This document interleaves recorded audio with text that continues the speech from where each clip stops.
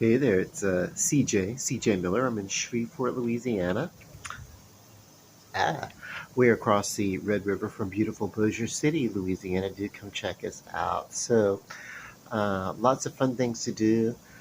Come see us on your vacation. Uh, stop, let us be a layover or whatever. It's great. We make a great final destination. Not a final destination, but I will say I do have uh, horror movies on the brain. Um, I just finished watching one. It was called Totally Killer, right? And it was Totally Killer. It was a really well acted, a very.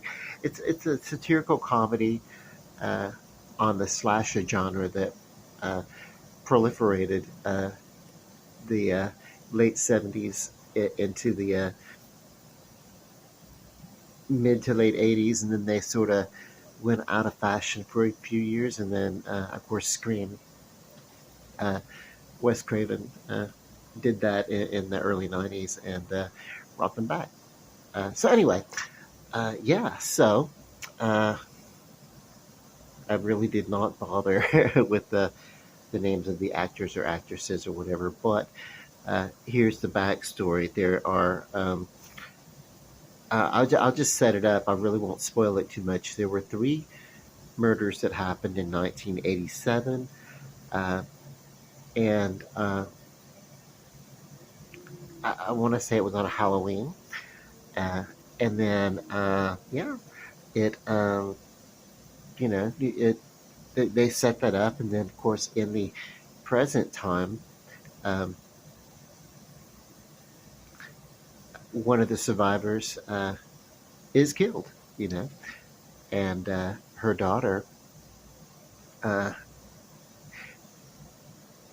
of the last victim is a high school student and travels back in time, very Back to the Future esque. So if you were to take uh, the traditional 80s slasher and then blend it with some of the time traveling out of Back to the Future, Peggy Sue got married, that kind of stuff, those time traveling tropes out of the 1980s.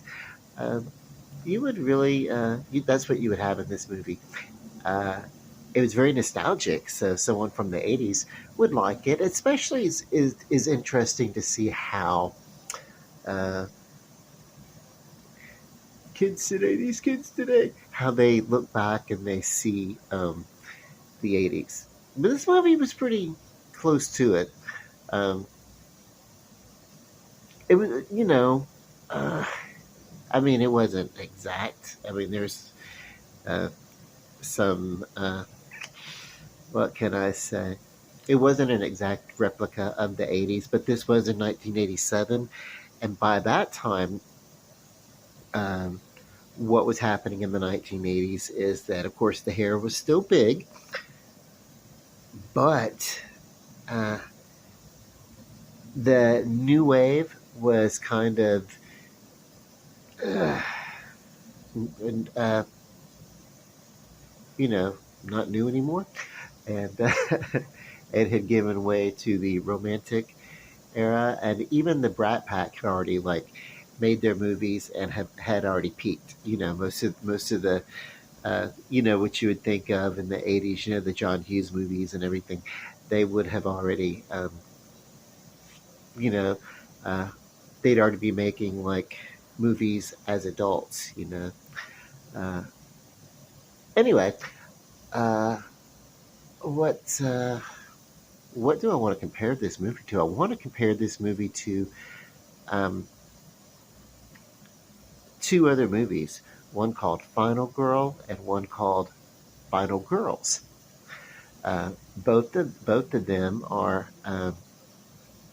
sort of comedic takes on the slasher. Final Girls, in particular, um, was Taisha Farmiga from The Nun and from a few seasons of American Horror Story, uh, and a group of her friends. Somehow they get pulled into a horror movie, and you know. Uh, of course, the lead, her mother died. You know, not killed, but I mean, she died anyway. But she was an actress at one point, and she made this, direct to video slasher movie or something like that. Very much set in the camp, the summer camp, and everything. So it was a good movie. I'd check that out. Uh, Final Girls, and then the other one is Final Girl, and uh, I forget the character in this one also from Scream Queens, uh, another Ryan Murphy production. Ryan Murphy is all over this place, by the way. As a matter of fact, the lead, I'll get back to it. I'm going to circle back to him in a second. But the lead there in this Final Girl movie is basically uh, laying a trap to catch a serial killer in the woods, So, but the lead in this movie that I just finished watching called Totally Killer, she played Beatty Merrill in Ryan Murphy and Brad Falchuk in their production of Feud. Um, so that was kind of interesting. That um, just because at first I was like, "Who is this girl? I think I know her. Who's this actress?" And she's not a girl. I mean, she was playing. You know, started out playing young teenage uh, Beatty Merrill, Betty Davis's daughter, and then by the time the series was about to end, she was an adult with children.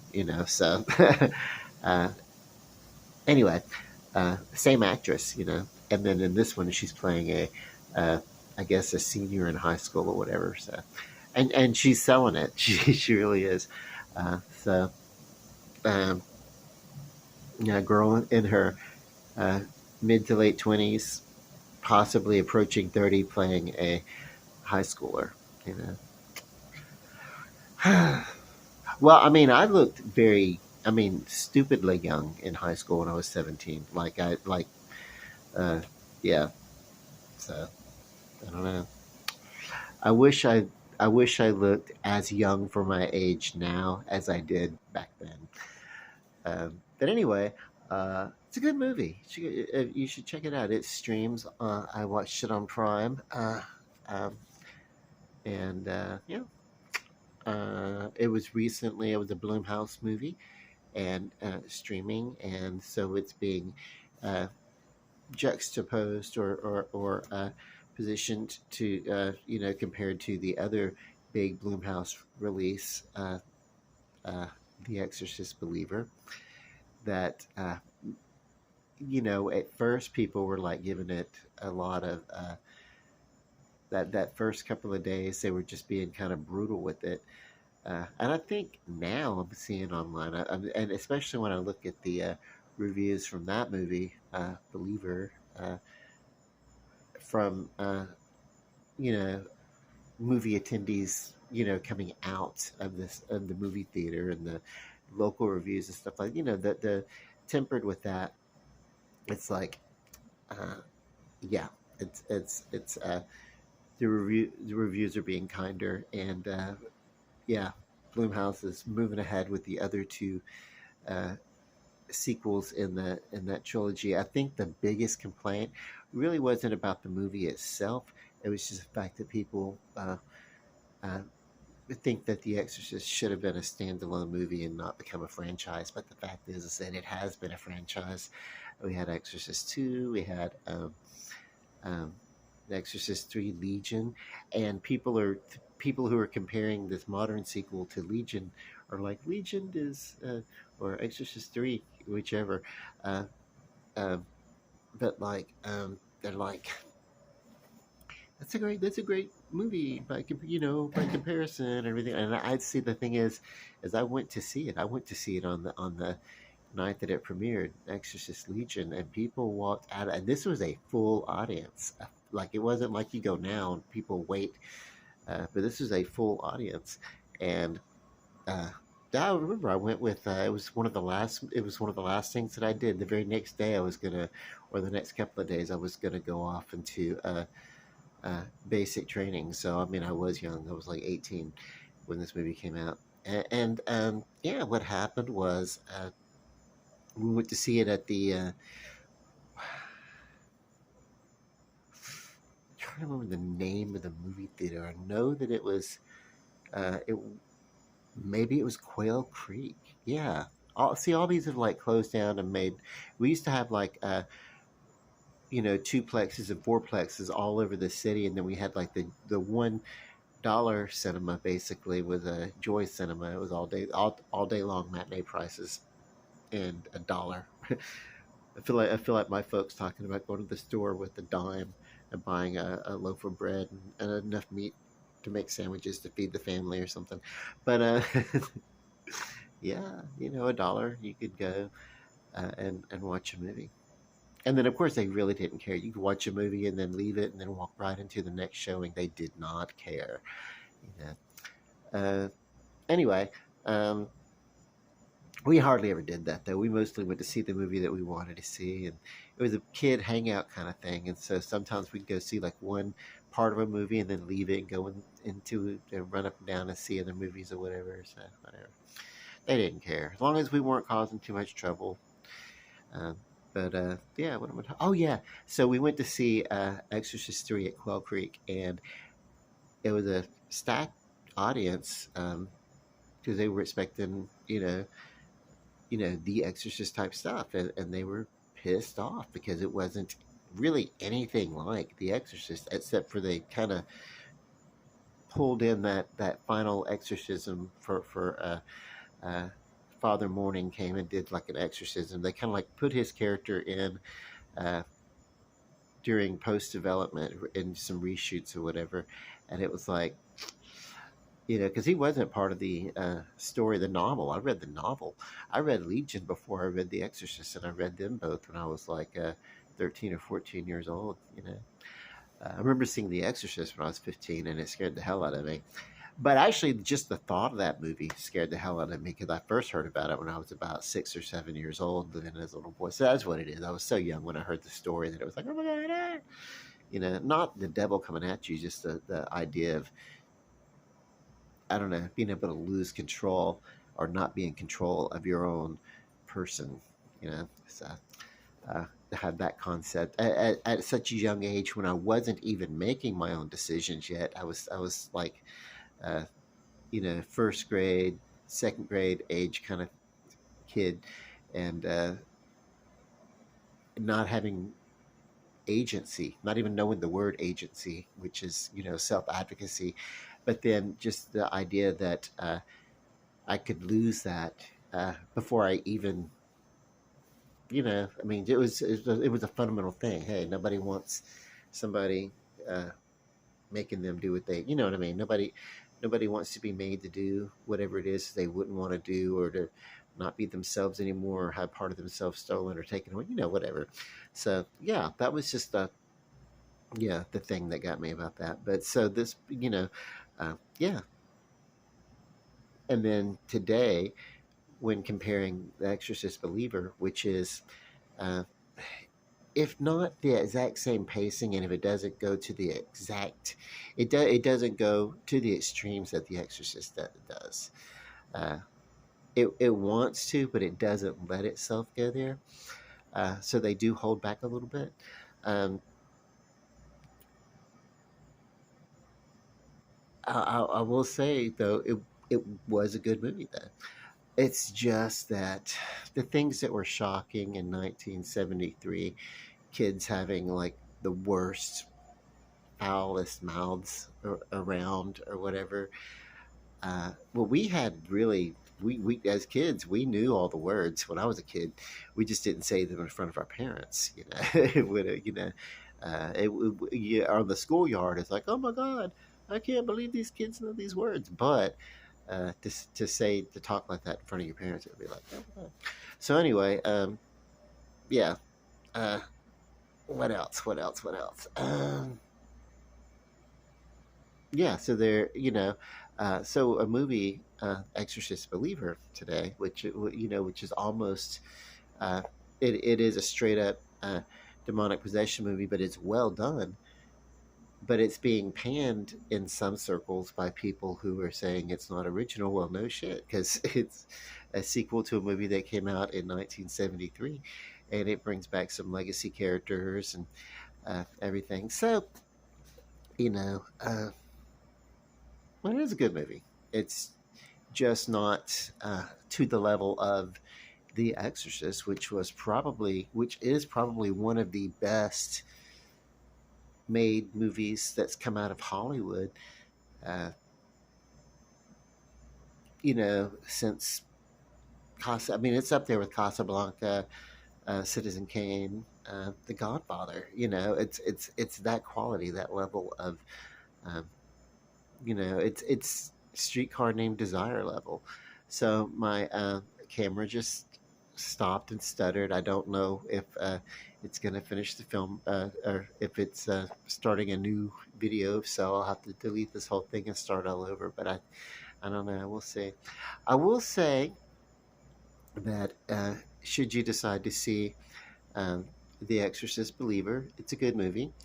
Um, and it's good efforts. And it's also the first installment in this Legacy trilogy. So, and uh, it's it's a momentum that's building with it. So we're not at the climax of the overall story. This movie is a chapter that's introducing uh, a new family rather than just the McNeil family. Uh, so it's introducing new characters to the idea of possession, and the one thing I think maybe, and I get it, is the idea of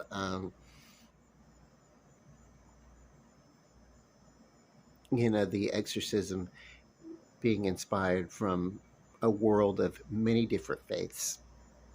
You know, and some people have said that's a little bit, yeah, but uh, that is the world that we live in, that we do open up and we do listen and try to communicate with other people, our neighbors and our other communities, and that we don't live in the bubble of a little, you know one little belief system, but we're aware that other people have other belief systems, and we don't write them off.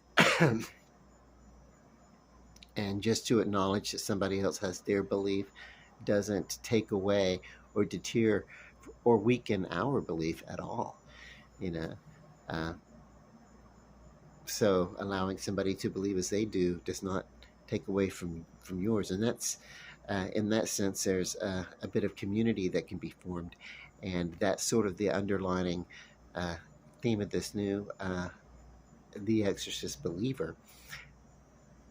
But people are thinking, oh my god, but it was also kind of a plot point in another movie that came out the same time as um, The Exorcist 3 Legion. Another movie that came out at the same time almost was Repossessed, which was featuring Linda Blair in a send up, a spoof of her own movie of The Exorcist and her possession, and her possession movie. And so Repossessed. And the priests put a call out on the TV from anybody who's a man of faith anywhere to come help out with the exorcism that he was calling out. And so there's a chase scene around a TV studio, like this possessed Linda Blair running around, and then you have like a shaman and a priest and uh, people from all over the place, witch doctors and anything, just anything that looked like any sort of a religious. You had like Jewish people in a yarmulke, or whatever, and they're all running around chasing this little devil. So that was kind of funny, but it is an idea that first got addressed in a spoof or a comedy of The Exorcist, uh, and then it's being addressed. And this time in Exorcist Believer, it's because of actually the actress Ellen Burstyn, who has done a lot of research on exorcism because of her role in The Exorcist and really what it was. And so she discovered, hey, this is kind of like a worldwide phenomenon, and it's not as isolated as one would have thought. Uh, Possession. As a matter of fact, there was a movie that came out the year before The Exorcist called The Possession of Joel Delaney, which is why Ellen Burstyn is Chris McNeil instead of um, uh, Shirley MacLaine, who maybe was the inspiration behind the character in the novel, or at least a partial inspiration because of her uh, interest in things of a new age kind of nature, uh, which we get into. Which she has that she has a Chris McNeil in the novel has a friend who's a medium or a psychic of sorts. Uh, and actually, she's in the movie. You don't get to hear her speak. She's actually sitting. Uh, the character, the actress and the character in the movie looks just as she was described in the novel, but she doesn't get dialogue. But it was her. She's sitting right next to Father Dyer when they're at the big party in The Exorcist, and Father Dyer is telling Chris about Father Karras and his mother, how she died last night and everything, and the woman's dressed in black, and she's kind of like, you know, fluffing the curls in her dark hair in that dark dress and everything. Well, that was the character that, yeah. Anyway, so I'm kind of an Exorcist fan. I love this time of year. It feels great. The weather's nice. Got some cool air, some relief from the heat because we were hot this summer. And then right now the air conditioner is off, the window's up, and I got a nice cool breeze flowing through, and it's how I like it. Um, Later on, I'll be doing a video. I'll probably wait till tomorrow to do it, though. I'll do a video on American Horror Story, and it will be the fourth in this season, and it will that'll be all that she wrote until we are going to take a break. They're going to take a break because of the writers and actors strike.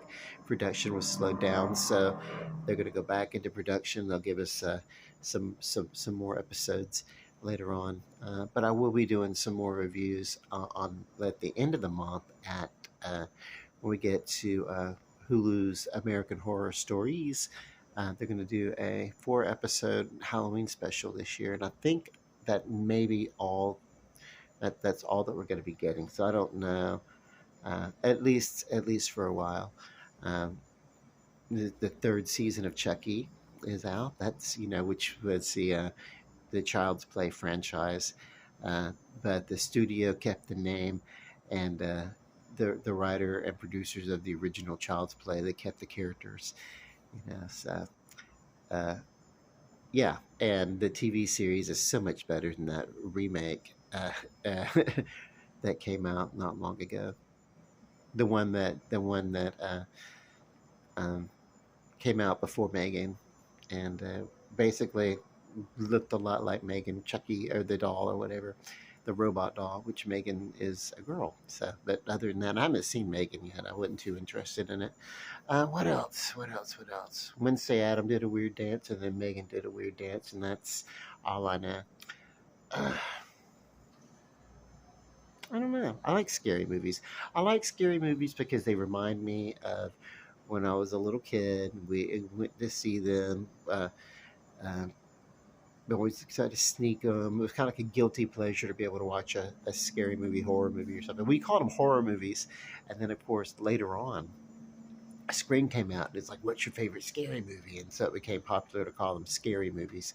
Before they were called horror movies, they were called terror movies, which was there was a movie called Terror in the Isle, and it was came out in like sometime in 1984, 85ish, or something like that, and it kind of did a breakdown. It was an anthology breakdown documentary of horror movies, uh,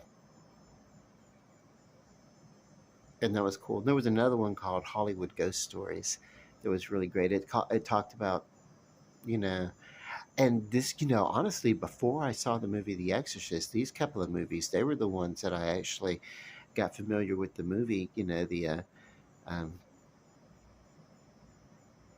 in The Exorcist, and then later on, I actually found the courage to watch it. But because I was like, I didn't, wouldn't want to watch the movie. I'd try, like, it would come on TV, and I'd try to watch it. Uh, and then it was at the video store that we rented from, VHS, by the way. And, but it was always in demand, and we could never find it to rent. Uh, and then sometimes it would maybe come on cable or HBO or something like that. It's like, but yeah, uh, in a little while, I guess I became obsessed with it for a little bit, but I grew out of it. I actually developed a more mature attitude towards those things, which is less about sensationalism and more about, like, just from a curiosity or understanding a faith kind of thing. And well, that happens. When you come from an isolated, bubble of spiritual information that is basically just your one church, and then from there it's like, okay, well, I can read books. I'm not in the church, but I don't have to read my books. But there weren't that many books available either. And of course, now we live in a world where we have like unlimited information in the palm of our hand. It's like almost, uh, like everybody is just as smart as everybody else if you know the right question to ask. You can just ask it and you can figure it out, and instantly, and that's kind of cool. So, so anyone and everybody who can read uh, and who can click has a computer or phone or whatever with this kind of stuff has instant information. I'm sounding buffoonish trying to explain it, but it's like it is a vast difference. The the speed of a click of a button uh, can be how fast information can be shared, like almost instantly, but certainly dependent upon, like, however fast electricity moves through uh, wires and signals and things like that. Radio waves basically is what it is. X-rays. Uh, that's how fast information gets from one point to another, and that's amazing. It's as fast as speaking. Uh, it's almost sometimes as fast as speech. Yeah, which sometimes I'm slow of speech. Sometimes I'm slow of speech. Okay, so anyway, I'm spinning my wheels. Love horror movies. Love October, fall. My favorite time of year. Really pumps me up. I love you guys too. Love and light. God bless. Good night.